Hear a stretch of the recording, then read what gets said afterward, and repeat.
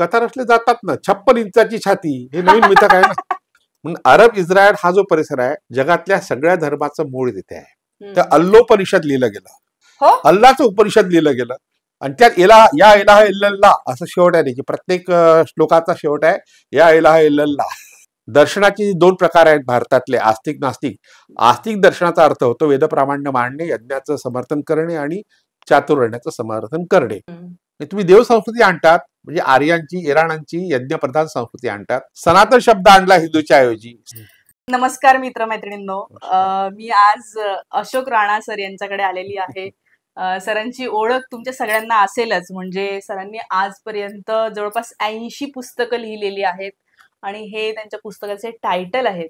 तुम्ही video pause करून सुद्धा बघू शकता की काय विषय आहे.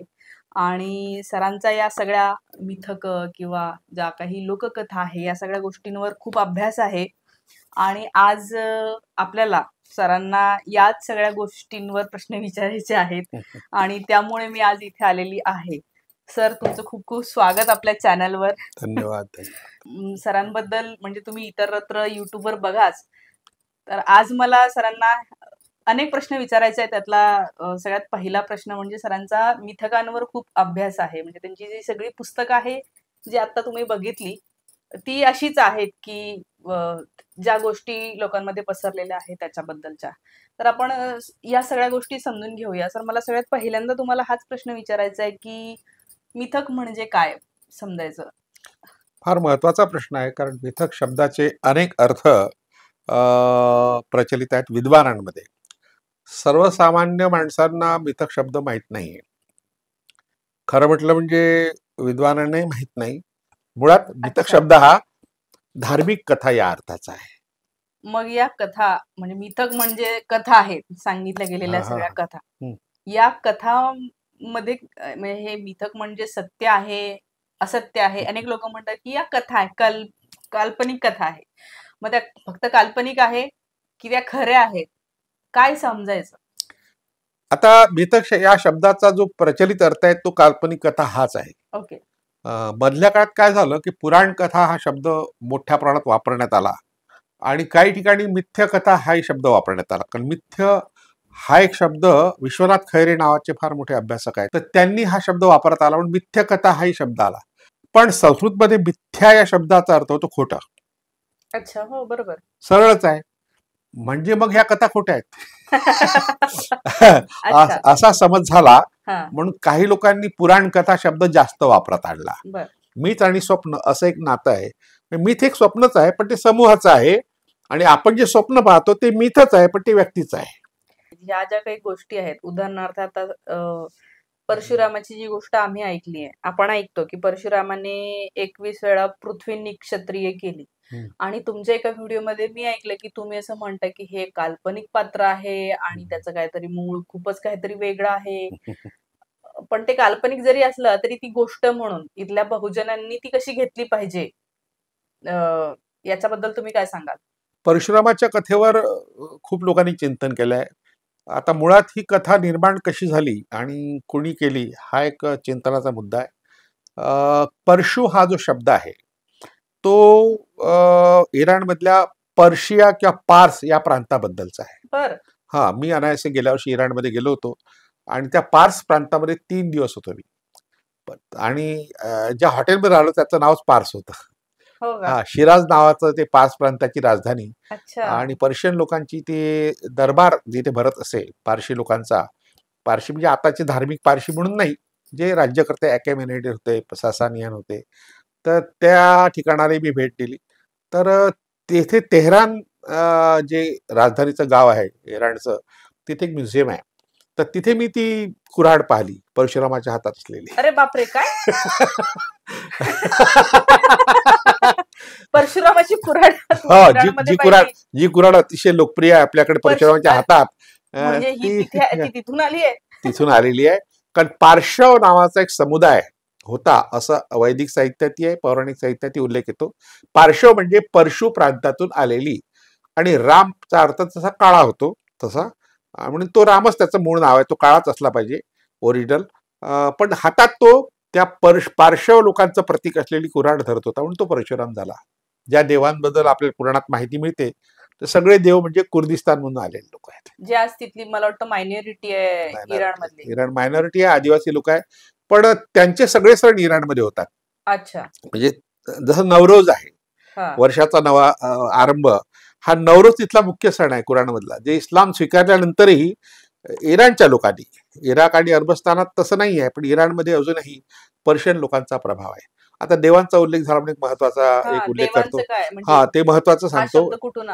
तर द एव पासून आला, पण त्याचा काय होतं की ही पुराणातल्या कथा आहेत, लोक पुन्हा म्हणतील मिथक आहे, पुन्हा खोट आहे. पण जोपर्यंत आर्किओलॉजिकल एव्हिडन्स तुम्हाला मिळत नाही, म्हणजे विशेषतः लिपीच्या रूपात, तोपर्यंत त्याला सत्य मानलं जात नाही. इतिहास ही जी संज्ञा आहे ती लिपीशी संबंधित आहे प्रामुख्याने. तर त्या शिराज प्रांतामध्ये पर्सेपोलिस नावाचं ठिकाण आहे. तर तिथे नवरोज हा जो दिवस साजरा होत होता तेव्हा वर्षारंभाचा दिवस आणि राज्यारोहण समारंभ होत होता, तेव्हा मग परदेशातून लोक यायचे. तर त्यांच्या सगळ्या प्रतिमा तिथे कोरलेल्या आहेत. कोण कोण भारतातून कोण आलं, इतर देशातून कोण आलं, म्हटलं तिथे एक शिलालेख आहे, तो आहे देव शिलालेख. तो फार महत्वाचा आहे. तुम्ही जर नेटवर गेला तर देव शिलालेख, देव इन्स्क्रिप्शन इन पर्सेपोलिस विचारलं तर तो त्या शिलालेखात लिहिलाय, दरायस राजाच्या मुलांनी झर्क्सेसनी लिहिलाय की अहुरमज्द हा जो त्यांचा सर्वोच्च देवता आहे. अहुर म्हणजे असुर, असुर म्हणजे प्राणरक्षण करणारे, असुरचा अर्थ सूर्य असाही होतो. मज्द म्हणजे मेधावी, मेधावी असुर हा सर्वोच्च देव. त्यांनी देवांना सिंहासनावर खाली खेचलं. अच्छा. म्हणजे देव जातीच्या लोकांची सत्ता होती तिथे काही काळ, त्यांना सिंहासनावर खाली खेचलं असा शिलालेख आहे पर्सेपोलिस मध्ये. हा, पर्सेपोलिस मध्ये आहे. तर तो मला आमचे एक मित्र होते सोबत, शैलेश क्षीरसागर, त्यांनी वाचून दाखवला. तर मला खूप आनंद झाला की मला दोन तीन गोष्टी ज्या शोधायच्या होत्या इराणमध्ये. एक तर देव शोधायचे होते, सरस्वती शोधायची होती. इराणमध्ये जाऊन देवांचा शोध घेतला. हो, कारण मी 2005 मध्ये माझं पुस्तक आलं देवाच्या शोधात नावाचं. त्यात ह्या आयडिया सगळ्या सांगितल्या होत्या. मी त्याला आता 20 वर्ष झाली. तेव्हा गेले होते का तुम्ही इराण? नाही, पण मी वाचलं होतं खूप ठिकाणी हे असं आहे म्हणून. नंतर मग देवधर्म नावाचं पुस्तक आलं जिजाई प्रकाशनचं, देवाधिकाची रहस्य, 4-5 पुस्तकं मी देवावर त्या काळात लिहिले होते. अर्थात ते संकलन होतं, पण पहिलं पुस्तक सलेख लेख लिहिला होता मी मराठा मार्गमध्ये, देवाच्या देवधर्म आणि शिवधर्म असा काहीतरी होता तो. तर त्याचं पुस्तक आलं. तर तेव्हापासून मी त्या शोधात लागलो, 20 वर्षापासून देवाच्या शोधात. तर तिथे देव शब्द सापडला, पहिली गोष्ट. दुसरी गोष्ट, मला हिंदू शब्दाचं मूळ शोधायचं होतं. तर तिथे तेहरानच्या जे राष्ट्रीय संग्रहालय आहे त्यात एक सुवर्णपट आहे, ताम्रपट असतो ना तसा, तिथे चांदीचाही एक पट आहे, पत्र आहे, आणि सुवर्णपट आहे, त्यात हिदुव शब्द आहे. काय? हिदुव. हा, हा इसवी सनापूर्व 5व्या शतकातला आहे, म्हणजे बुद्धाच्या काळातला तो सुवर्णपट आहे. त्यात त्याचे वडील जे होते दरायस सेकंड झर्क्सेसचे, तर त्यांचं राज्य हिदुव पर्यंत होतं म्हटलं, म्हणजे सिंधू नदीच्या काठापर्यंत होतं. म्हणजे अफगाणिस्तान हा जो प्रांत आहे तिथपर्यंत पर्शिया होता. तर हे साधारणतः 10व्या-11व्या शतकापर्यंत हे होतं. ते 11व्या शतकातल्या काही ग्रंथामध्ये उल्लेख आहे की बा पर्शिया इथपर्यंत होता. तर म्हणजे हिंदू शब्दाचं मूळ तिथे तुम्हाला सापडतं. ते अनायासे मला पाहता आलं, म्हणजे डोळ्यांनी पाहण्याचा आनंद वेगळा असतो, आणि शिलालेख पाहायला मिळाला. इथे हा जो काही आपण म्हणतो की सिंधू पासून हिंदू हा शब्द आला, किंवा इथले जे लोक राहत होते ते सगळे हिंदूच होते, तर ते तसं नाहीये का? नाही, धर्म या अर्थाचा शब्द नाही आहे, तो प्रादेशिक आहे. मग इथल्या लोकांना काय प्रादेशिक शब्द? प्रादेशिक लोकांना कोणता शब्द होता याचे पुरावे नाही आहेत तसे, पण असुर, राक्षस, दैत्य, दानव हे त्यांचे नेते होते. हा, असा उल्लेख वारंवार येतो. कारण असुर हा शब्द जो आहे तो इराणमध्ये अहुर या अर्थाचा आहे, अहुरमज्द. तर अहुर हा जो आहे तो सूर्यापासून आलेला आहे, सूर्यपूजक. मुळात ते सूर्यपूजक होते, आणि त्यांच्यातलाच एक गट होता, त्याचं देव नाव होतं. त्यांच्यात आपसात संघर्ष झाला, तर ते देव जे आहे ते भारतात आले, असुर सुद्धा भारतात आले. अच्छा. देव आणि असुर हे दोन्ही जे गट होते, मानवी समूह, आणि हे मानवी समूह गोपालक होते, म्हणजे भटक्या जमातीतले होते. म्हणून तुम्हाला गायीचं जे मोठेपण दिसतं ना ऋग्वेद किंवा वैदिक, ऋग्वेदात तर नाही पण इतर ग्रंथात आहे, त्याला कारण इराणमधून आलेले गोपालक भारतात स्थिरावले, आणि म्हणून त्यांनी गायीला खूप महत्वाचं स्थान दिलं. अच्छा. म्हणून अरब इस्रायल हा जो परिसर आहे, जगातल्या सगळ्या धर्माचं मूळ तिथे आहे. होय का? अरब सगळ्या जगातले जेवढे धर्म आहेत, हिंदू धर्मच नाहीये, त्यामुळे त्याचं काही मूळ सांगता येत मग कुठला धर्म आहे? धर्म शैव धर्म आहे, शाक्त धर्म आहे, गाणपत्य आहे, सौर आहे, हे प्रामुख्याने आहे. मग स्कांद कार्तिकेयाचा वेगळा धर्म आहे. हे धर्म आहे स्वतंत्र. सरकारी दरबारी तर तसे धर्म, तशी नोंद आहे का? नाही ना, सरकारला काय, अडाणी सरकार आहे, अडाणीच सरकार आहे. आणि सध्या नव्हतं तेव्हा पण तर तेव्हा अडाणी होतेच ना, तेव्हा खऱ्या अर्थाने अडाणी होते लोक. आणि खरं सांगायचं नाही हे ठरवून टाकलंय सगळ्या सरकार, जेवढे सरकार आतापर्यंत आले त्यांनी खरं सांगायचं नाही, पक्ष कोणताही असो त्याची प्रवृत्ती. आता समजा आज भारतामध्ये सर मनुवाद किंवा हा जो ब्राह्मणवाद पसरतो आहे, फोफावतो आहे, लोकांच्या मनावर इतकं सगळं त्यांनी गारुड हे केलेलं आहे, हे सगळं तिथून आलंय का? आणि याच्यावर तुम्हाला काय वाटतं की पुढे कसं बघायला पाहिजे या सगळ्या गोष्टींकडे? कारण आज म्हणजे आजची समस्या ती आहे. हा तुम्ही जो सांगितला तो एक इतिहास आहे, त्या सगळ्या गोष्टी फॅक्ट्स आहेत किंवा ते सगळं तुम्ही रिसर्चच्या याने सांगता, पण आता याच्याकडे कसं बघायचं आणि इथून कसं पुढे जायचं? नाही, आपल्याकडे एक चांगली गोष्ट आहे. जमेची बाब अशी आहे की महाराष्ट्राच्या संदर्भात सांगायचं ते महानुभाव संप्रदाय आहे. आज जरी तो संकुचित झाला असला तरी त्यात खूप तत्व आहेत. चक्रधर स्वामींनी अस्पृश्यतेच्या विरोधात काम केलं, स्त्री पुरुष समतेसाठी काम केलं, आणखी सर्वांना समान न्याय मिळावा न्यायासाठी काम केलं. त्याच्या प्रभावातून वारकरी संप्रदाय तयार झाला. त्यात मग नामदेवापासून तर अगदी तुकाराम महाराजापर्यंत, किंवा अलीकडे गुलाबराव महाराज आहे, विदर्भात गाडगे बाबा किंवा तुकडोजी महाराज, किंवा इकडे अमरावती जिल्ह्यात मंगळूर दस्तकेला गणपती महाराज, ही सगळी मंडळी जी आहे ना, या लोकांनी हा सगळा समतेचा धागा हा विणत इथपर्यंत आणलेला आहे. म्हणजे वारसा आहे आपल्याकडे, आपण तो बाजूला करतो आहे. आणि मग नको त्या गोष्टी, जसं आता यज्ञाचं समर्थन करणारा एक वर्ग तयार झाला, गायत्री संप्रदाय ज्याला म्हणतात. त्या गायत्री संप्रदायामध्ये वर लिहिलं असतं देव संस्कृती दिग्विजयार्थ यज्ञ. तुम्ही देव संस्कृती आणतात म्हणजे आर्यांची इराणांची यज्ञप्रधान संस्कृती आणतात. सनातन शब्द आणला हिंदूच्या ऐवजी, सनातन म्हणजे वैदिक. हो का? वेद प्रामाण्य तुम्ही आणलाय. मग बौद्धांचा आहे ना ऐसो धम्म सनातन, हो तर बौद्धांचाच आहे तो मुळात. म्हणजे हा धर्म जुना आहे असं सांगायचं आहे बुद्धाला. जुना आहे म्हणजे बौद्ध धर्म जुना आहे असा अर्थ होत नाही त्याचा. बौद्धांनी घेतला तो अर्थ, शब्द तो यासाठी वापरला की खूप आधी श्रमण योगांची संस्कृती भारतात होती, सिंधू संस्कृती, म्हणजे आर्य भारतात यायच्या पूर्वी. तर तिला बौद्धांनी समन म्हटलं. प्राकृत भाषेमध्ये समनचा अर्थ होतो समता. समता तत्वाची संस्कृती होती, त्यात कोणत्याच प्रकारचा भेदभाव नव्हता. स्त्री पुरुष तर नव्हता, जाती व्यवस्था नव्हती, अस्पृश्यताही नव्हती, आर्थिक भेद सुद्धा फारसे तीव्र नव्हते, होते भेद पण तीव्र नव्हते. तर अशा तऱ्हेने समानतेची संस्कृती, तिला समन संस्कृती म्हणतात. तिच्याबद्दल सनातन शब्द वापरला बुद्धाने. अच्छा. आता जे सनातन चाललंय ते म्हणतात ते काय आहे? हे म्हणजे यांना वैदिक धर्माचं पुनरुज्जीवन करायचं आहे, यज्ञाचं समर्थन करायचं, वैदिकांचं करायचं, चातुर्वर्ण्याचं करायचं. ह्या 3 महत्वाच्या ज्या गोष्टी आहेत, मग आम्ही सांगितलं ना, यज्ञ संस्था प्रस्थापित करणे, वेद प्रामाण्य मानणे आणि चातुर्वर्ण संस्थेची प्रस्थापना करणे. स्वामी विवेकानंदांनी ह्या 3 गोष्टीला विरोध केला होता. अच्छा. म्हणून त्यांनी तेव्हा एक गोष्ट केली होती, हिंदू शब्द वापरू नका, कारण हिंदू शब्दाला तसा काही अर्थ नाही, धार्मिक अर्थ. त्यांचं म्हणणं होतं की हा भौगोलिक आणि प्रादेशिक अर्थ आहे. पण त्यांनी जो पर्याय सुचवला तो कोणी स्वीकारला नाही. कुठला पर्याय? त्यांनी वेदांतिक शब्द वापरा म्हटलं होतं. ते चुकच होतं विवेकानंदांची, कारण वेदांत म्हणजे काही, पण वेदांतचा अर्थ माहित नाही आपल्याला. वेद संपले हाच अर्थ आहे त्याचा. वेद संपल्यानंतर जो विचार आला म्हणजे वेद विरोधी झाला की तो. बरोबर आहे. वेदांचा अंत झाला करणारे किंवा वेदांना न मानणारे. हो, तर असा एक वर्ग होता, म्हणजे तो आधीपासूनच होता, नव्हता असं नाही.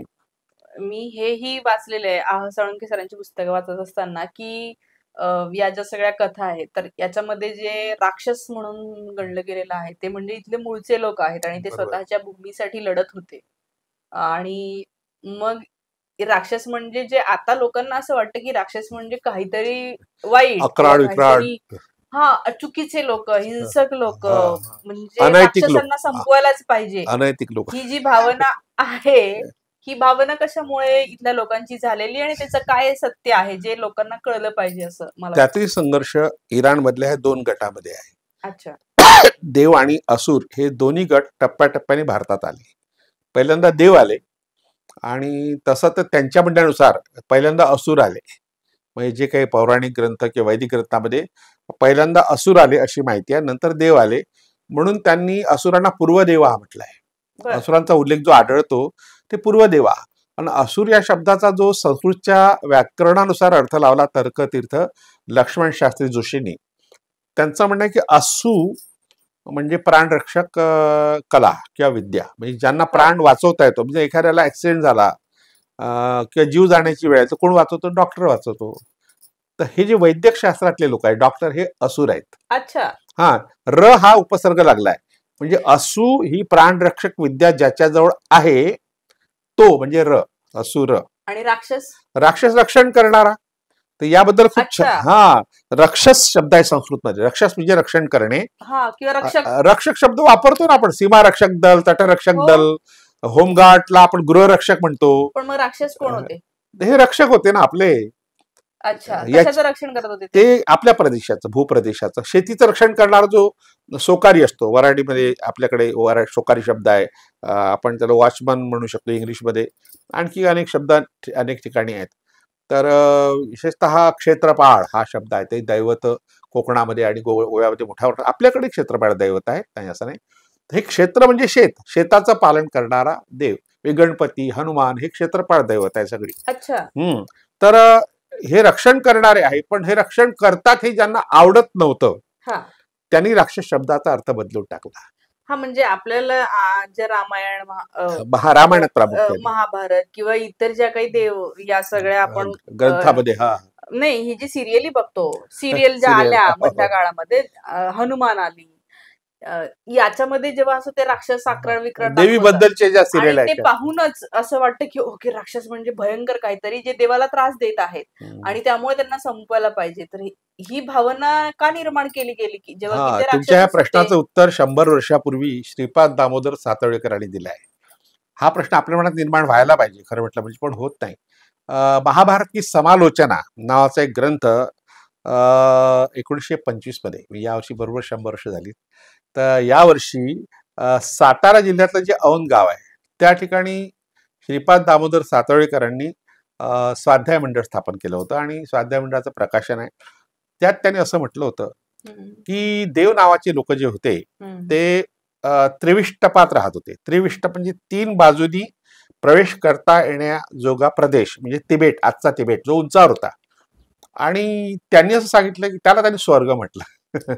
हा, तर स्वर्ग शब्द ऋग्वेदात नाही आहे, पण ब्राह्मण ग्रंथात सुवर्ग शब्द आहे, स्वर्ग शब्द नाही आहे. सुवर्ग म्हणजे चांगला वर्ग, आम्ही राहतो ती जागा चांगली. आता आमच्याकडे चांगली हवा आहे, आमच्याकडे शुद्ध प्राणवायू मिळतो वगैरे वगैरे जाहिरात त्यांनी तिबेटची केली. हिमाचल प्रदेशचा भाग आहे तोही स्वर्ग, आपल्याकडे केरळच्या भागालाही स्वर्ग म्हणतात. बऱ्याच उंचावरचा जो जो भाग आहे जिथे पहिल्यांदा देव राहायला आले, पहिले रहिवासी ते डोंगरावर का राहिले? कारण सगळी जमीन दुसऱ्याच्या मालकीची होती ना, ते काय राहू देतील? मग ते डोंगरावर राहिले, जावा तिथे राहा, तिथे निवास करा. पण डोंगरावर, कुर्द शब्दाचा अर्थ होतो पर्वतपुत्र. कुर्द हा जो शब्द इराणी शब्द आहे, पर्शियन, त्याचा होतो पर्वतपुत्र, डोंगरावर राहणारे. तिथेही डोंगरावर राहत होते, इथेही डोंगरावर राहायला गेले. म्हणून ते डोंगरावर राहिल्यावर अनेकांना सांगायचे, अरे आमच्याकडे अशुद्ध हवा आहे. जसं काश्मीरचं आपण वर्णन करतो, नंदनवन आहे, केरळला जा, पर्यटनाची जाहिरात जी करतात ना, तशी जाहिरात त्यांनी पुराणांच्या माध्यमातून केली. सातवळेकर असं म्हणतात की त्या ठिकाणी हवा होती, सगळं होतं, पण माती नव्हती ना, कारण पाऊस खूप होता. आताही डोंगराळ भागात पाऊस खूप पडतो पण माती नसते. किंवा कोकणचा बराच भाग असा आहे की जिथे खूप पाऊस पडतो पण माती नाही, ती खाली जाते, उगवत नाही. तर तिथे काही उगवत नव्हतं, हा शब्द वापरला सातवळेकरांनी की तिथे काही उगवत नव्हतं. म्हणून ते काय करायचे, जेव्हा त्या गंगेच्या गाळानी सुपीक केलेली जमीन जी होती तिथे जी शेती घेतली जात होती, तर शेतीचा जो कापणीचा काळ होता, हंगामाचा काळ, ते वरून खाली उतरत होते. वरून खाली उतरणे या अर्थाचा शब्द आहे अवतृ. अवतृ अवतारा झालाय का? हा, अवतार शब्दाचा अर्थच तो आहे, अवतरले. अवतरले म्हणजे वरून खाली उतरले. हे मी म्हणत नाही आहे. 1925 मध्ये सातवळेकरांनी लिहिलेल्या महाभारत की समालोचना या ग्रंथात आहे. मला सुचलं मुळात त्यातून. 2005 मध्ये मी लेखमाला जी लिहिली होती त्याला कारण हा ग्रंथ आहे. तर हा ग्रंथ मला मिळाला यवतमाळला अबोलक्षण कॉलेजला आणायचे. आता तर नेटवर सहज उपलब्ध आहे तो. तर तो रिप्रिंट नाही केला त्यांनी. तर त्यात त्यांनी एक गोष्ट महत्त्वाची सांगितली ते वरून खाली उतरलेले लोक यांना सांगत तुम्ही यज्ञ करा, अच्छा, यज्ञाने स्वर्ग मिळतो. म्हणजे तुम्ही इथे खाली यज्ञ करा आणि तुम्हाला स्वर्गात जायला मिळेल. स्वर्गात मग अमृत प्यायला मिळतं आणि मग अमर होतो माणूस. अरे आधी मेलेल्या माणसाला तुम्ही अमृत कसं पाळणार? कारण मेलेशिवाय स्वर्ग दिसत नाही. किती किती बनवा बनवी. म्हणून त्यांनी एक शब्द वापरला सातळेकरांनी, ही त्यांची युद्ध पद्धती होती. दोन गोष्टी सांगितली त्यांनी. काय युद्ध पद्धती? हा, युद्ध पद्धती अशी होती, ज्या भागात ते आर्य लोक यज्ञ करीत होते ती भूमी त्यांच्या मालकीची होत असे. कसं काय नियम केला त्यांनी? आम्ही यज्ञ केला, आता आमच्या मालकीत झालं. पण मग अशाने तर कोणीच यज्ञ करून घेणार नाही त्यांच्याकडून. म्हणून यज्ञाला जे विरोध करणारे होते ते राक्षस लोक होते. ते आपल्या भूमीचं रक्षण करत होते. हा जो शेतकरी वर्ग आहे तो आताही तुम्ही खेड्यापाड्यात जा, तुम्हाला अडचण आली, भूक लागली तर कोणी तुम्हाला उपाशी राहू देणार नाही. तुमच्या खाण्यापिण्याची व्यवस्था करेल. ही जी दानत आहे शेतकऱ्यामध्ये अजूनही आहे. तर तेही त्याही काळात तुम्ही यज्ञासाठी तुम्हाला धान्य लागते, तूप लागते, तेल लागते, हे घ्या. त्याला ते विरोध करत नव्हते. यांना फुकट मिळत होतं ना. एक चमच तूप टाकायचं आणि पेपाभर घरी घेऊन जायचं. बरोबर. एक मुठभर धान्य टाकायचं, पोताभर भरून घेऊन जायचं. वर्षभरात त्यांची बेगबी होत असे. एक प्रकारची त्यांची ती रोजगार योजना होती. यज्ञ म्हणजे एकीकडे आर्थिक व्यवस्था त्यांची सुदृढ होत होती, दुसरीकडे जमीन त्यांच्या मालकीची होत होती. म्हणजे त्यांच्या मालकीची जमीनच नव्हती, ती होत होती. म्हणून सातळेकर म्हणतात यज्ञ ही आर्यांची युद्ध पद्धती होती. अरे बापरे. हा, म्हणून ज्याच्या मालकीचा तो प्रदेश आहे तो त्याला कसं काय घेऊ देईल? तो यज्ञ कसा करू देईल? तुम्ही जर कायदाच केलाय, यज्ञ केला तर जमीन तुमच्या मालकीची होते, तो नाही करू देणार ना. म्हणून यज्ञाला विरोध करणारे राक्षस तुम्हाला जे वाल्मिकी रामायणात किंवा इतर ठिकाणी आढळतात ते भूमीचे पुत्र आहेत. आणि भूमिपुत्र आहेत आणि भूमीचे रक्षक सुद्धा आहेत. हे रक्षण करतात म्हणून वाईट आहेत. आता ते काळे होते. काळे का होते? कारण त्याला उन्हात राहावं लागतं. अल्ट्राव्हायोलेट रेजचा परिणाम आपल्या त्वचेवर होतो आणि माणूस काळा होतो. आता त्यांचे केस विस्फारले का होते? विंचरण्या एवढा त्यांच्याकडे वेळच नव्हता. आणि कुरळे केस असतात, खास करून खाली कुरळे असतात कारण ते भौगोलिक. हे भौगोलिक कारणामुळे राक्षस तुम्हाला ज्यांची वर्णन आढळतात ती अशी आढळतात आणि त्यातल्या त्यात त्यांच्या डोक्यावर शिंग दाखवतात. म्हणजे तुम्ही जर पाहिलं असेल, शिंग का दाखवतात? कारण त्यावेळेस प्रामुख्याने, आताही बैलाच्या साह्याने शेती होते, रेड्याच्याही साह्याने शेती होत होती. रेड्याला नांगराला झुपून शेती करण्याची पद्धत, बैल तर होताच. मग बैल त्यांचं दैवत झालं ना. ज्याच्यामुळे आपली शेती करता येते ते आपलं दैवत झालं. पण दैवताचं प्रतीक म्हणून ते मुकुट धारण करत असतात. म्हणजे डोक्यावर हे आम्ही कोण आहोत? आम्ही बैलाचे पूजक आहोत. आजही खेड्यापाड्यामध्ये नंदीला पूजतात. पोळा नावाचा मोठा सण शेतकऱ्यांचा आहे. किंवा आपण सिंधू संस्कृतीच्या सीलमध्ये पाहिलं, पशुपतीची जी मुद्रा आहे, म्हणजे ही 5000 वर्षापूर्वीची मुद्रा आहे, तिलाही शिंग आहेत. म्हणून ते आपल्या भारतात ते मूल निवासी आहेत. आणि मूल निवासी आहेत, ते आपल्या शेतीचं रक्षण करतायत. तर शेतीचं रक्षण करणाऱ्याला तुम्ही वाईट कसं काय ठरवता? पण आजही लोकांना तसंच वाटतं. लोकांना माहित नाही ना. आता जसं तुम्ही म्हटलं की आर्यांची युद्ध पद्धती होती यज्ञ, आता पण अशीच काही युद्ध पद्धती वापरली जाते आहे का? आणि त्याच्यातून सगळ्या या भोजनांनी कसं बाहेर यायचं, कसं समजायचं? आता एक पद्धत अशी आहे. आता एक अलीकडे घडलेलं उदाहरण म्हणजे बाळासाहेब ठाकरे यांचं दहन झालं. ज्या ठिकाणी झालं तिथे मागणी केली शिवसेनेच्या लोकांनी की ही भूमी आम्हाला द्या. इथे बाळासाहेबांचं दहन झालं, इथे आम्ही स्मारक करतो. पण तिथल्या स्थानिक लोकांनी विरोध केला. ते म्हणाले नाही, हे आमचं खेळाचं मैदान आहे, तुम्ही एक कोपरा घ्या. म्हणजे बागीतलं होतं ना. ही घटना घडलेली आहे.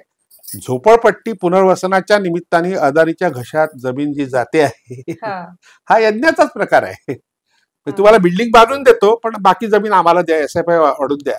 ही आधुनिक युद्ध पद्धती आहे, म्हणजे यज्ञ पद्धती आहे. बाकी काही अशा गोष्टी सांगून किंवा गोष्टींमध्ये अडकवून, या सगळ्या रिच्युअल्स मध्ये अडकवून केलं जात आहे का? रिच्युअल्स तर नवनवीन तयार होत आहेत. म्हणजे वैभव लक्ष्मी मध्ये आलं, हे काल्पनिक दैवत, संतोषी माता हे काल्पनिक दैवत तयार झालं. वैभव लक्ष्मीचं काय गेलं ना. करतात. आता ज्या इंजिनिअरच्या बायका आहेत त्या करतात. इंजिनियर लोकांकडे खूप पैसा असतो आणि वेळ खूप असतो आणि त्या पैशाचा काय करायचा त्यांच्यापुढे प्रश्न असतो. म्हणून एक सामाजिक काय म्हणतात एकत्रीकरणाचा भाग किंवा श्रीमंतीचं प्रदर्शन करण्यासाठी वैभव लक्ष्मीचं व्रत लोक करतात. संतोष माता पूर्ण काल्पनिक दैवत होतं, पण खूप काळ चाललं. त्या सिनेमा आला, शुक्रवारच्या कथा आल्या, कहाणी आली, शुक्रवारचा उपवास आला, मंदिरं झाली. तर हे कसं प्रत्येक काळात समाजाला काय हवं आहे आणि समाजाला मूर्ख कसं बनवता येते याची जाणीव असणारा एक वर्ग असतो. तो हे फिडिंग करत राहतो की आता काय आहे सध्या तुम्हाला काय आता इतका मोठा राम तुम्ही आणला ना, आणला तो आता सध्या बालक आहे राम लला. पुढे त्याला ते वयात आणतील, म्हातारा करतील की नाही माहित नाही, पण पुढचा टप्पा जो राम मंदिराचा आहे तो युवक अवस्थेतला आहे. ते गुंतून ठेवायचं. राम राम म्हटलं की लोकांना बरं वाटतं. काही कारण नसताना जय श्रीराम म्हणतात लोक, उगीच म्हणतात. पण राम तर आधीपासून आहे ना. राम हा रामचा अर्थ होतो काळा. खरं म्हटलं म्हणजे रामचे दोन अर्थ आहे. रंजन करणार, रमयती ती राम, हा जो रंजन करतो. आता रामाने रंजन कोणतं केलं, कोणाचं केलं? काळा होता की नाही आपण दाखवतोच काळा, त्याला तो प्रश्न नाही. काळा म्हणजे शेतकऱ्याचा मुलगा ना, तो सर्वसामान्यांचाच आहे तो. पण त्याच्याकडे काम सोपवलं ना राक्षसाला मारण्याचं. आता आपण पाहतो राजकीय पक्षाचं विघटन एकमेकाच्या विरोधात, नाही असू द्या, एकमेकांच्या विरोधात कसं वापरतो महाराष्ट्रात पाहिलंच आहे आपण. म्हणजे एका शिवसेनेचे दोन शिवसेना, एका राष्ट्रवादी दोन राष्ट्रवादी, हा जो प्रकार आपण आज केला, तसं या काळ्या रामाला, काळ्या राक्षसाच्या विरोधात लढायला लावलं वाल्मिकी रामायणात.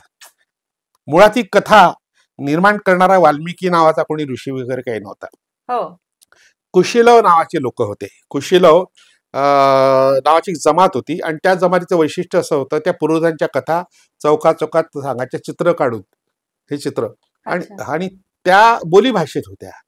कालांतराने त्याचं संस्कृत रूपांतर साधारणतः 4-5व्या शतकात झालं. आज जे रामायण आपण पाहतो, वाल्मिकी नाव वापरलं गेलं कारण ते लोकप्रिय नाव असेल त्या काळातलं, कारण तो कोळी होता, वाल्ल्या कोळी.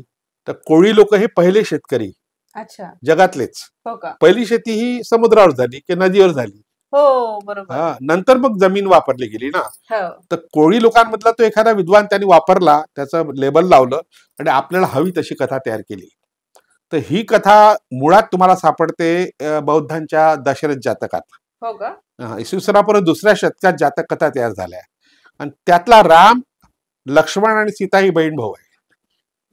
या कोणत्या काळातल्या कथा? हे 2200 वर्षापूर्वीच्या, म्हणजे इसवी सन पूर्व 2रं शतक तेव्हाच्या कथा आहेत. आणि रामायण हे 4थ्या शतकात, म्हणजे 600 वर्षाचं अंतर आहे दोन ग्रंथ. त्याच्या आधी पण राम आणि सीता आणि कथा होत्या. त्या वेगळ्या आहेत, त्या अगदी वेगळ्या आहेत. जैनांचं रामायण वेगळं आहे, पद्मपुराण, आणि त्यातला हनुमान तर आणखी वेगळा आहे. हनुमानाला 40 बायका होत्या असं म्हटलंय. त्याला कामरूप असं काही म्हटलेलं आहे. पुढे त्याला उपरती झाली, तो जैन झाला आणि मग मुनी झाला. पण तो असा काही ब्रह्मचारी वगैरे असल्याचा काही त्या पद्मपुराणात उल्लेख नाही आहे. बळीराजाची गोष्ट काय आहे सर? बळीराजाच्या गोष्टीबद्दल आता अनेकांनी आपापल्या परीने संशोधन केली आहेत. बळी म्हणजे हा शब्द जो बळी हा बलवान या अर्थाचा आहे, ताकदवान. पण ताकदवान माणसाला मारलं म्हणजे बळी दिला, अर्थ बदलून टाकला. भाषा विज्ञानामध्ये अर्थ परिवर्तन नावाचा एक प्रकार आहे, प्रवृत्ती आहे. त्याला जेव्हा एखाद्या चांगल्या शब्दाचा अर्थ वाईट होतो त्याला अर्थच्युती म्हणतात. म्हणजे तो खाली आला, च्युत झाला म्हणजे खाली आला, किंवा अर्थभ्रंश असे म्हणतात, मूळ अर्थ नाहीसा होणे. एखाद्या साधारण शब्दाचा अर्थ चांगला झाला त्याला अर्थाचं मोठेपण, अर्थादेश असं म्हणतात. या ठिकाणी बळी शब्दाचा अर्थ बलवान असा असतानाही बळी देणे शब्द वापरलाय की आम्ही मारलं वा त्याला, कपटानी मारलं. म्हणजे बळी हा शब्द आपण आजही वापरतो. हो, तर आपण बळी शब्द वापरतो ना तिथून. तो तर आपल्यापैकी तो एक बलवान माणूस होता आणि उदार होता, त्याच्यात निरागसपणा होता, दान देण्याची वृत्ती होती, दानी होता, तो महादानी.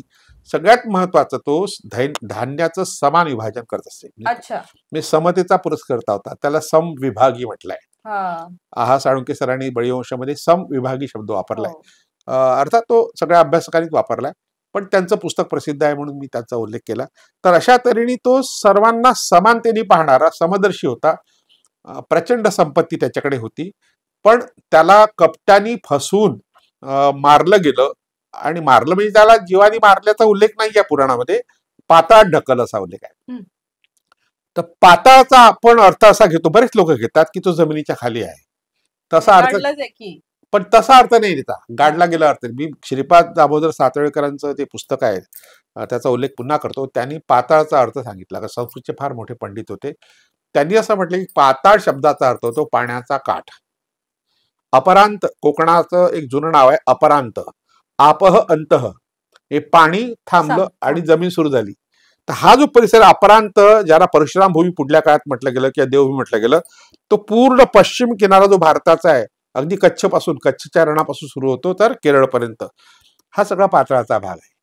तर बहुतेक लोक जे गेले म्हणजे दहशतीमुळे म्हणा की फसवणुकीमुळे तिकडे राहायला गेले, तर त्या भागाला पाताळ म्हटलं. त्याचे सप्त पाताळ 7 प्रकार आहे, तल, वितल, सुतल, महातल वगैरे. हे महाभारतात उल्लेख येतात. त्या महाभारतातल्या ह्या उल्लेखाचा संदर्भ देऊन श्रीपाद दामोदर सातवळेकर म्हणतात हा पाण्याचा काठ आहे, हा जमिनीच्या खाली नाही आहे. मग पाण्यात ढकललं नाही म्हणतायत, तेच गेले, राहायला गेले. कारण पलीकडे हे लोक त्यांना मारू शकत नव्हते ना.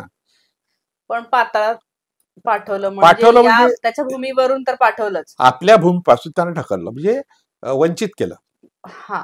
मग आता हे जे लोक आजही म्हणतात इतक्या वर्षानंतर की इडापिडा टळो बळीचं राज्य येऊ, मग हे लोक आठवण काढतायत, याचा अर्थ काय आहे म्हणजे? आणि पाताळात ढकललं त्याचा काय उद्देश होता, काय काय असं झालं? आणि ही जी गोष्ट आज लोकांना असं वाटतं की बळीराजाची परीक्षा घेतली आणि तो परीक्षेत पास झाला आणि मग म्हणून कृष्ण त्याचा द्वारपाल झाला, हे कसं सांगायचं? ही गंमतशीर गोष्ट आहे. द्वारपाल होणे म्हणजे दुय्यम स्थान. कृष्ण नाही, विष्णू. विष्णूनी वामनाचं रूप घेतलं. बर. आता विष्णू ही कन्सेप्ट मोठी मजेदार आहे. विष्णूचा अर्थ होतो लोकांचा नायक. विष म्हणजे लोक, लोकांचा तो नेता आहे, आदिवासींचा नेता आहे मुळात तो. पण समरसता परिषदेत गेला, तिथे त्याला साहित्य संमेलनाचा अध्यक्ष केलं आणि मग त्याला नेस्तनाबूत केलं आनंद यादवासारखं. तर अगदी तो इतका पुढे गेला, कारण त्याच्याकडे समूह होता ना, इतका मोठा जनसमूह त्याच्या पाठीशी होता. तर इंद्रपूजा मागे पडली, विष्णूपूजा सुरू झाली. इंद्राला दुय्यम स्थान आलं. वास्तविक विष्णूचं एक नाव आहे उपेंद्र.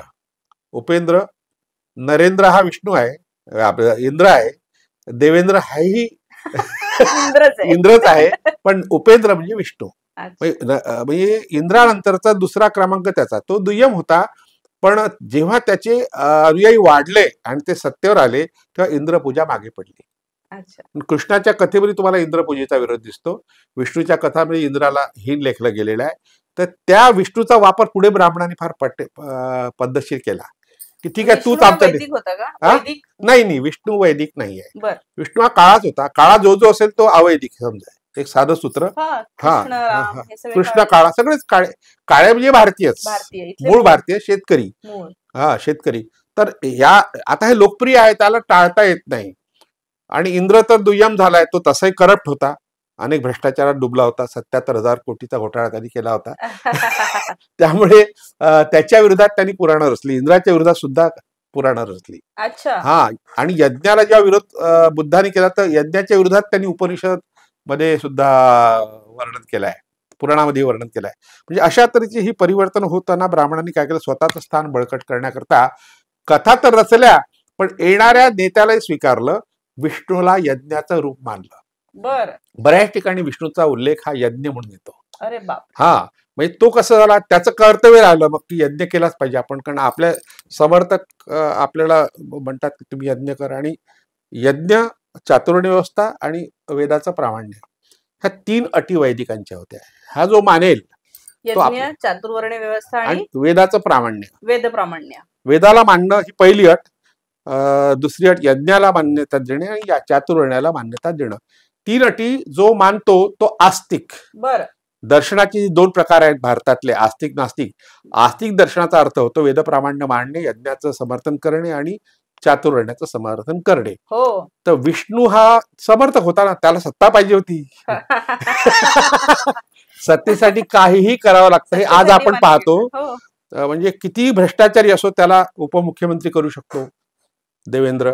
तर असं ते त्याही काळात होत होतं, कारण त्याला दुय्यम स्थान होतं, तो अल्पसंख्य झाला होता ना. तर हा विष्णू पुढे मग वापरला गेला. अवतार ही संकल्पना जी आली ना ती विष्णूपासून आली. अवतार ही संकल्पनाच विष्णूसाठी आहे. शतपथ ब्राह्मणात उल्लेख आहे की विष्णू हाच आपला प्रमुख आहे. मग इंद्र आणि विष्णूचं काय रिलेशन आहे, संबंध आहे? तर पहिले सबऑर्डिनेट होता ना, पहिले उपमुख्यमंत्री होता तो, मग मुख्यमंत्री झाला. म्हणजे पहिल्यांदा इंद्राचा सबऑर्डिनेट विष्णू असल्यामुळे त्याला उपेंद्र म्हटलं गेलं आहे. उपेंद्र शब्द वापरात आहे. आणि जेव्हा इंद्राची लोकप्रियता घटली तेव्हा त्याच्या विरोधात पुराणं रचली गेली. ब्राह्मणांचं एक वैशिष्ट्य आहे, जो सत्तेवर आहे त्याच्या बाजूला ते राहतात. ब्राह्मण शब्द मी का वापरतो, कारण हा लिहिणारा बोलणारा वर्ग होता. इतर लोक लिहित नव्हते, बोलत नव्हते. आता लेखन कला नंतर जरी अवगत झाली असली, पण बोलणारेच होते ते. त्याला करायचं काहीच नव्हतं ना, तोंडाचीच वाप दौडायची होती. त्या कलेचा वापर करून त्यांनी जो येईल त्याची स्तुती केली. जो राजा येईल, अगदी म्हणजे आपल्याकडे जेव्हा मोगल काळ आला त्या अल्लोपनिषद लिहिलं गेलं. अल्लोपनिषद, अल्लाचं उपनिषद लिहिलं गेलं. आणि त्यात या इलाहा इल्लल्लाह असं शेवट आहे त्याची. प्रत्येक श्लोकाचा शेवट आहे या इलाहा इल्लल्लाह. अल्लोपनिषद आहे उपलब्ध आहे. कवी आहे, 22-23 श्लोकांचा आहे. पण मुस्लिम आले ना, मग ते आपले नेते आहेत, मग ते आपलेच आहेत. त्यांनी कृष्णाचा अवतारही म्हटलाय. म्हणजे अकबराच्या अनेक चित्रांमध्ये त्याला कृष्णाचा अवतार म्हटलाय, दाखवलाय असं. ती जी त्याची बायको जोधा आणि ती राधा आणि अकबर हा कृष्ण, अशी चित्र आहे भारतीय लघुचित्र शैलीमध्ये. हा अलोपनिषद आहे. आता गुरुचैत्र नावाचं ब्राह्मणांमध्ये अतिशय लोकप्रिय असं एक ग्रंथ आहे, धर्मग्रंथ दत्तात्रेयाच्या बद्दल. त्या दत्तात्रेयाच्या वर्णनामध्ये एका ठिकाणी तो मुस्लिम फकीराच्या वेशात येतो. असं हा कोण आहे मुस्लिम फकीर? हा देवगिरीच्या यादवाच्याच काळामध्ये, नंतरच्या काळात, बहामनी काळात, यादव नाही बहामनी जो मुस्लिम काळ होता त्या काळामध्ये चांद बोधले नावाचा एक सुफी संत होता. कादरी हा जो संप्रदाय आहे सुफी संतांचा, त्याचा तो प्रमुख होता. त्याचा शिष्य कोण? जनार्दन स्वामी. जनार्दन स्वामी कोण? एकनाथांचे गुरु. अच्छा. म्हणजे पहा, जनार्दन स्वामीचे गुरु चांद बोधले, एकनाथांचे गुरु जनार्दन स्वामी. म्हणजे चांद बोधलेला दत्तात्रय संप्रदाय स्वीकारलं गेलं. दत्त संप्रदाय स्वीकारलं गेलं आणि ब्राह्मणांचा आवडता ग्रंथ आहे गुरुचरित्र. त्याच्यामध्ये त्याला चांद बोधलेला दत्ताचा अवतार म्हणून दाखवलं गेलं. हा म्हणजे धर्माच्या कथांचा अभ्यास यासाठी आवश्यक असतो की कोणत्या काळात कोणत्या प्रकारच्या कथा रचल्या गेल्या, त्यामागे त्यांचा उद्देश कसा होता. आज आपल्याला तो अर्थ कळत नसल्यामुळे आपण अवतार म्हणतो. आज कशाला कथा रचल्या जातात का? रचल्या जातात आज तर नाही. कथा रचण्याची प्रक्रिया ही आपली मानसिक प्रक्रिया आहे आणि कथा रचले जातात ना. 56 इंचाची छाती हे नवीन मिथक आहे ना. अच्छे दिन किती मोठं विष्णूचा अवतार म्हटलंच आहे. अवधूत तो वाघ त्यांनी म्हटलाय. अलीकडे परवाही कोणतरी म्हटलं. तर मिथक ही तयार होतच असतात आणि काही स्वार्थ साधायचा असेल तर अशा तऱ्हेने दैवताचं रूप देणं नेत्याला, ही प्रक्रिया होतच असते. म्हणजे हे काही नवीन नाही आहे. आपण आधुनिक युगात वावरत असलो तरी आपला मेंदू हा जुन्याच काळात आहे. आता समजा आपण हे जे काही या सगळ्या लोकांना मानतो, ज्याला तुम्ही म्हणता की हे सगळे मिथक तयार केली गेली आहेत, म्हणजे हे सगळं तयार केलेल्या गोष्टी आहेत, ते तेव्हाचं राजकारण होतं. थोडक्यात राजकारणच आहे. धर्म आणि राजकारण वेगळं आहे असं आपण मानतो, आपला गैरसमज आहे. मुळात धर्म ही व्यवस्थाच निर्माण झाली ना, ती राजकारणासाठी झाली. हो. अच्छा. आता अनायासे मी यशवंतराव चव्हाण मुक्त विद्यापीठाकरता पुस्तकं लिहितोय. 2 पुस्तकं धर्मावरच आहेत. एक लिहून झालेलं आहे भारतीय धर्म, त्यात म्हणजे पौराणिक धर्म, वैदिक धर्म, जैन धर्म आणि बौद्ध धर्म, असे 4 धर्म. आणि एक पुस्तक आता येते माझं, प्रागैतिहासिक धर्म. आता हा शब्दप्रयोग चुकीचा आहे, कारण धर्म ही व्यवस्था धारण करणारी, म्हणजे धारणात धर्मविद्याहो धर्मो धारयते प्रजा यस्या धारण संयुक्त स धर्म इति उच्यते. म्हणजे प्रजेचं धारण करणारा, प्रजेचं व्यवस्थापन करणारा आणि नियंत्रण. धर्माचं वैशिष्ट्य असते नियंत्रण, म्हणजे तुमच्यावर लक्ष देणारं कोणीतरी आहे. मग अशा काळात जेव्हा नियंत्रण ही संकल्पना येते जगाच्या पाठीवर, ज्या ज्या ठिकाणी आली त्या ठिकाणी ईश्वर ही संस्था निर्माण होते. संकल्पना आहे ती, पण आता ती संस्था झाली आहे. संकल्पना कशी आहे ती, की तुमच्या सगळ्या हालचालीकडे ईश्वराचं लक्ष आहे. तुम्ही झोपेत असला तरी, जागे असला तरी, तो काही झोपत नाही. हा, त्याच्या इच्छेशिवाय झाडाचं पान सुद्धा हलत नाही. तुमच्या प्रत्येक हालचाली त्याच्या इच्छेनेच घडतात. तुम्ही फक्त कळसूत्री बावल्यासारखे आहेत. म्हणजे तुमचं स्वातंत्र्य हिरावून घेणारी ही संकल्पना आहे, पण लोकांची आवडती संकल्पना आहे. हा, तर ही संकल्पना केव्हा निर्माण होते? तेव्हा लोकशाही संपुष्टात येते. बरोबर. लोकशाही संपुष्टात येते आणि राज्य संस्था उदयाला येते, तेव्हा ईश्वर निर्माण होतो. असं मॉरिटेट डेवी, ज्यांनी इजिप्तचा सखोल अभ्यास केला, त्या मानवशास्त्रज्ञांनी म्हटलंय. तेव्हा धर्म येतो. पण मग ईश्वराच्या आधी काय होतं? धर्माच्या आधी काय होतं? धर्माच्या आधी सर्व, आता आपण सण उत्सव जे बहुतेक आहेत, यात ईश्वर कुठेच नाहीये. तुम्ही पहा, हो, कुठेच ईश्वर नाही. आता इथले जे आपले सण आहेत सर, नागपंचमी आहे, होळी आहे, हे जे काही आपण एरवी साजरे करतो, दसरा आहे, हे कोणत्या कशासाठी? हे निसर्ग पूजेतून आले. मी आधी म्हटलं ॲनिमिझम ज्याला म्हणतात किंवा पॅगनिझम म्हणतात. पॅगनिझमचा साधा अर्थ होतो की प्राचीन काळातल्या धार्मिक संकल्पना. धर्म शब्द आला की पुन्हा गोंधळ होतो. त्या धर्माचा त्याचा काही संबंध नाही. त्याच्याकरता एक शब्द आहे संस्कृतमध्ये, यातू. यातू विधी, यातू कल्पना. यातू कल्पना म्हणजे निसर्गातल्या प्रत्येक घटकात काही ना काही शक्ती आहे. झाडामध्ये आहे, पहाडामध्ये आहे, नदीमध्ये आहे, डोंगरामध्ये आहे, माणसामध्ये आहे, पशुमध्ये आहे. म्हणजे निर्जीव आणि सजीव ह्या दोन्ही प्रकारच्या घटकामध्ये काहीतरी शक्ती आहे आणि तिला प्रसन्न करून आपलं हित साधता येतं, आपल्याला फायदा मिळतो. ही जी संकल्पना आहे याला यातू म्हणतात. यातून पुढे जादू शब्द आला. मॅजिक हा जो शब्द आहे तो त्यातून आला. काही यातू ज्या आहेत त्या चांगल्या कामासाठी आहे, कुणातरी भलं व्हावं. आपण अक्षता टाकतो लग्नाच्या वेळेस, तर तेव्हा भलं व्हावं किंवा सदिच्छा देतो, ग्रीटिंग पाठवतो, फोन करतो, मेसेज करतो. हे याला श्वेत यातू म्हणतात, म्हणजे पांढरी जादू. पांढरी जादू, हे पांढरी जादू आहे. Positive energy. पॉझिटिव्ह एनर्जी याला व्हाईट मॅजिक म्हणतात. आणि कुणाचं वाईट हो, लिंबू मंत्रून फेकून देणे किंवा टोचणे किंवा बाहुलीला टोचणे, हे जे आपण प्रकार पाहतो ते ब्लॅक मॅजिक आहे. त्याला हे आहे असं तुम्हाला वाटतं का? नाही, कल्पना आहे नाही. ही जे.जी. फ्रेझरने गोल्डन बाउमध्ये यावर विस्तृत विश्लेषण केलं आहे. काही लोक एवढे घाबरलेले असतात या सगळ्या गोष्टीतून. नाही, घाबरवणारे लोक आहेत म्हणून घाबरतात लोक. आता मला घाबरवा तुम्ही, माझं चॅलेंज आहे ना. अच्छा. घाबरवणारे लोक असतात. मला इतक्या वर्षात कोणी घाबरवणार सापडलं नाही. अमुक ईश्वर आहे बा, किंवा अमुक भूत आहे, अमुक पिशाच आहे, किंवा जादू आहे, मंत्रतंत्र आहे, ह्या सगळ्या विषयावर लिखाण केलं मी. 2005 मध्ये असत्याची सत्यकथा ही जी लेखमाला चित्रलेखात आली, ज्ञानेश महारावांनी मोठ्या हिमतीने छापली. त्यांनाही त्रास झाला, चालेल, पण त्यांनी ती हिंमत केली. त्या सगळ्या संकल्पनावर लिखाण केलं आहे. आणि त्याचं पुस्तक आहे असत्याची सत्यकथा. दैवतावर आहे ते दैवताची सत्यकथा. सणांचं एकत्रीकरण केलं आम्ही लेखांचं, ते सणाची सत्यकथा. 3 पुस्तकं आली. तुम्ही म्हटले की आपले सण हे कोणत्याही देवाशी संबंधित नाहीये. मग दसऱ्याला समजा देवी आणि 9 दिवस पूर्ण होतात म्हणून 10व्या दिवशी दसरा करतात. हो, तर मुळात ती देवी ही संकल्पनाच उशीर आली ना. पहिल्यांदा ही जी भूमाता आहे, भूमी आहे, तीच आपली माता आहे. तिच्यापासून आपल्याला पीक मिळतं, ती आपली माता. भूमातेप्रती जे काही कृतज्ञता व्यक्त करायची त्यासाठी नवरात्र आहे. 9 आकडा जो आहे ना तो पूर्णत्वाचा प्रतीक आहे. पूर्वी 10 हा अंक नव्हता, 0 अंक नव्हता, तेव्हा मग 9 अंकापर्यंत सगळं मोजलं जायचं. 9 दिवस म्हणजे पूर्णतः. तर पूर्णत्व झालं की 10वा दिवस म्हणजे दसरा. त्याचा हिंदीमध्ये दशहरा असं त्याचा उच्चार आहे. आणि लोकांनी अर्थ लावला 10 मुखाचा रावण हरला, त्याचा हरण्याची काही देणं घेणं नाही, तो 10वा दिवस आहे. रामाशी काही संबंध नाही. हे का म्हणतात? हे आता काय झालं, जे सत्तेवर आले 4व्या-5व्या शतकामध्ये गुप्त साम्राज्य प्रस्थापित झालं मगधामध्ये, आणि बऱ्याच मोठा उत्तर भारतात बऱ्याच भागावर ते होतं. तर तेव्हा त्यांनी विष्णूला आपलं दैवत मानलं. मग विष्णूचा अवतार म्हणून रामाला दैवत मानलं. पण रामायण का तयार झालं हे गुप्त साम्राज्यातल्या लोकांनी. कोणी केलं?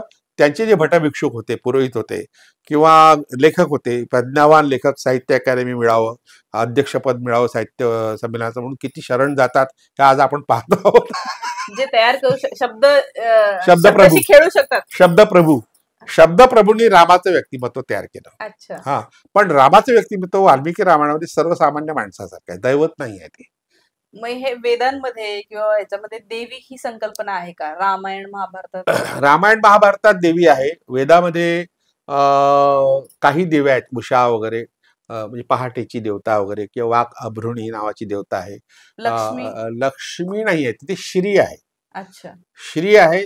सिरीन म्हणजे शेतकरी लोक, कष्ट करणारे लोक, आणि सिरी म्हणजे कष्ट करणाऱ्या लोकांची माता, म्हणजे तिला सिरीमा म्हटलं आहे.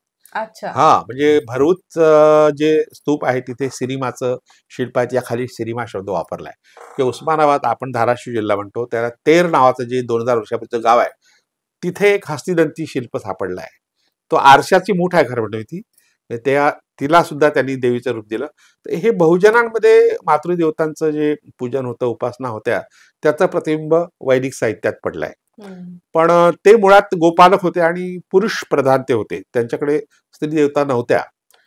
म्हणून ज्या देवता आपल्याकडे आल्या त्यातली अंबा नावाची देवता आहे, ही अरबस्थानातून आली.